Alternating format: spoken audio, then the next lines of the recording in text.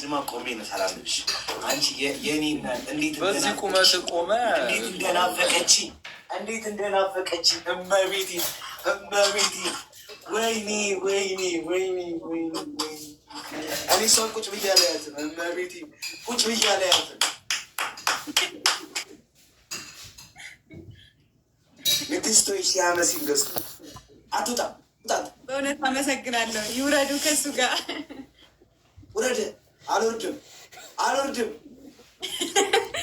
ይቀስቀስ አልወርድም። ኧረ አፍን ዝጋ። ክፍታፋቱ ማርያም ይገለኛል። የሚሰማ ማርያምን ይገለኛል፣ ይወልቀኛል። መብራት ቅጥቅጥ ነው የሚያደርገኝ ነገሩ። እንዴት ነሽልኝ የእኔ እናት? አለሁልሽ። ሰላም ነው? ሁሉ ሰላም? እስኪ ዝም በል በእናትህ ዝም በል። የእኔ እናት ማለት ሰላም ልላት ነው። ገና መግባቴ ነው። በማርያም አለው ጋርማ እንገባለን። ገስ እንዴት ነሽ ሀይሚዬ? ደህና ነኝ። ደህና ነህ? ሁሉ ሰላም? ጨጓራሽ ይፈጫል? ይፈጫል እስካሁን ድረስ። ልብሽ ደሙን ይረጫል? በትክክል።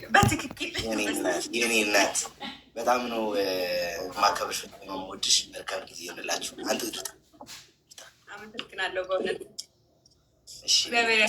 የምትወጂው ጊፍት ምንድን ነው? ይሄ ነው የምንወደው ጊፍት።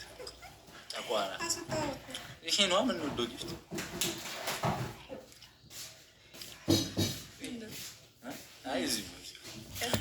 ለምን ቀናለሁ?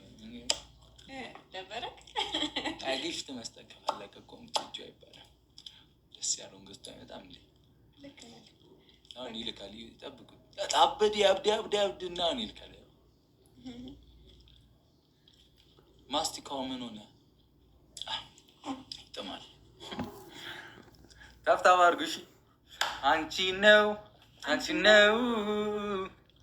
ይኸውላችሁ ዛሬ እንዲያምሩብን አስቡት። እንደዚህ መችቸን ብሩ እኔ ነው የምቀጣው። አስቡት ቅጣት ምናምን ስንቀጣ ጊዜ እግዚአብሔርን መቀጣት የለብኝ።